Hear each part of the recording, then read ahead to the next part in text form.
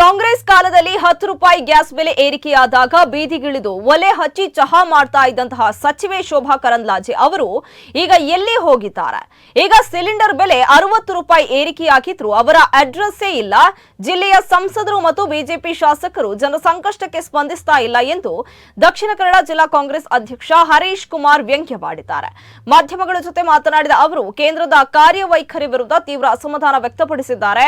ದೇಶದಲ್ಲಿ ಈಗ ನಡೆಯುತ್ತಿರುವುದು ಪ್ರಜಾಪ್ರಭುತ್ವವಲ್ಲ, ಅದು ಸಂಪೂರ್ಣವಾಗಿ ತುಘಲಕ್ ದರ್ಬಾರನ್ನ ನಡೆಸ್ತಾ ಇದೆ. ಯಾವುದೇ ಮಹತ್ವದ ನಿರ್ಧಾರಗಳನ್ನ ಜನಪರವಾಗಿ ತೆಗೆದುಕೊಳ್ಳುವ ಬದಲು ರಾತ್ರಿ 12 ಗಂಟೆಗೆ ಏಕಾಏಕಿ ಜಿಎಸ್ಟಿ ಅಥವಾ ಬ್ಯಾಂಕ್ ವಿಲೀನದಂತಹ ಘೋಷಣೆಗಳನ್ನ ಹೊರಡಿಸಿ ಜನರನ್ನ ಸಂಕಷ್ಟಕ್ಕೆ ತಳ್ಳಲಾಗ್ತಾ ಇದೆ. ಅಧಿಕಾರಿಗಳು ಒಂದು ಕಡೆ 75 ದಿನಗಳ ತೈಲ ದಾಸ್ತಾನು ಇದೆ ಎನ್ನುತ್ತಾರೆ, ಆದ್ರೆ ಮಾರುಕಟ್ಟೆಯಲ್ಲಿ ಕಮರ್ಷಿಯಲ್ ಗ್ಯಾಸ್ ಮತ್ತು ತೈಲ ಸಿಗ್ತಾ ಇಲ್ಲ. ಈ ದ್ವಂದ್ವ ನೀತಿಯಿಂದಾಗಿ ದೇಶದ ಆರ್ಥಿಕ ವ್ಯವಸ್ಥೆ ಹದಗೆಟ್ಟಿದೆ. ಹಾರ್ವು ಜಲಸಂಧಿ ಬಂದ್ ಆಗಿರುವ ಸುದ್ದಿ ಬೆನ್ನಲ್ಲೇ ಹೋಟೆಲ್ ಫ್ಯಾಕ್ಟರಿಗಳು ಸ್ಥಗಿತಗೊಳ್ತಾ ಇವೆ. ಕಾರ್ಮಿಕರು ಮತ್ತು ಸಾಮಾನ್ಯ ಜನರ ಬದುಕು ಬೀದಿಗೆ ಬೀಳುತ್ತಿದ್ರು ಕೇಂದ್ರ ಸರ್ಕಾರ ಮಾತ್ರ ಮೌನ ವಹಿಸಿರೋದು ದುರಂತ ಎಂದು ಹರೀಶ್ ಕುಮಾರ್ ಆಕ್ರೋಶವನ್ನು ವ್ಯಕ್ತಪಡಿಸಿದ್ದಾರೆ. ಇನ್ನು ಈ ಸಂದರ್ಭದಲ್ಲಿ ಮೂಡಾ ಅಧ್ಯಕ್ಷ ಸದಾಶಿವ ಉಳ್ಳಾಲ, ಮಾಜಿ ಮೇಯರ್ ಶಶಿಧರ ಹೆಗ್ಡೆ ಸೇರಿದಂತೆ ಮತ್ತಿತರರು ಉಪಸ್ಥಿತರಿದ್ದರು. ಅನಿಲ ಉತ್ಪನ್ನ ಮಾಡುವಂತಹ ದೇಶಗಳು ಎಲ್ಲ ತನ್ನ ಹತೋಟಿಯಲ್ಲಿ ಇರಬೇಕು, ಇಡೀ ಪ್ರಪಂಚವನ್ನೇ ಗೆಲ್ಲಬೇಕು ಅನ್ನುವಂಥ ಒಂದು ದುರುದ್ದೇಶದಿಂದ ಬಹುಶಃ ಟ್ರಂಪ್ ಅವರ ಈ ಉದ್ದಟತನ ಈ ಯುದ್ಧಕ್ಕೆ ಕಾರಣ ಅಂತ ನಾವು ಬಲವಾಗಿ ನಂಬಿರುವಂಥದ್ದು. ಬಹುಶಃ ಇದರಿಂದಾಗಿ ಇವತ್ತು ಇಡೀ ಪ್ರಪಂಚಕ್ಕೆ ಬಹಳಷ್ಟು ದೊಡ್ಡ ಗಂಡಾಂತರ ಬಂದಿದೆ.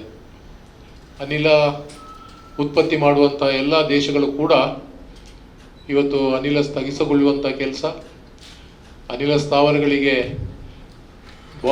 ಪರಸ್ಪರ ಬಾಂಬ್ ಹಾಕ್ಕೊಳ್ತಾ ಇದರ ಅಭಾವ, ಕೊರತೆ ಉಂಟಾಗಿದೆ. ಭಾರತ ದೇಶದಲ್ಲಿ ಕೂಡ ಬಹಳಷ್ಟು ಕೊರತೆಯನ್ನು ನಾವು ಕಾಣ್ತಾ ಇದ್ದೇವೆ. ಯುದ್ಧ ಪ್ರಾರಂಭ ಆಗುವುದಕ್ಕೆ ಮೊದಲೇ ಸಿಲಿಂಡರ್ ಬೆಲೆ 60 ರೂಪಾಯಿ ಜಾಸ್ತಿ ಆಗಿದೆ. ಸಿಲಿಂಡರ್ ಬೆಲೆ 60 ರೂಪಾಯಿ ಜಾಸ್ತಿ ಆಗಿದ್ದ ಬಗ್ಗೆ ಯಾರೂ ಕೂಡ ಮಾತನಾಡಿಲ್ಲ.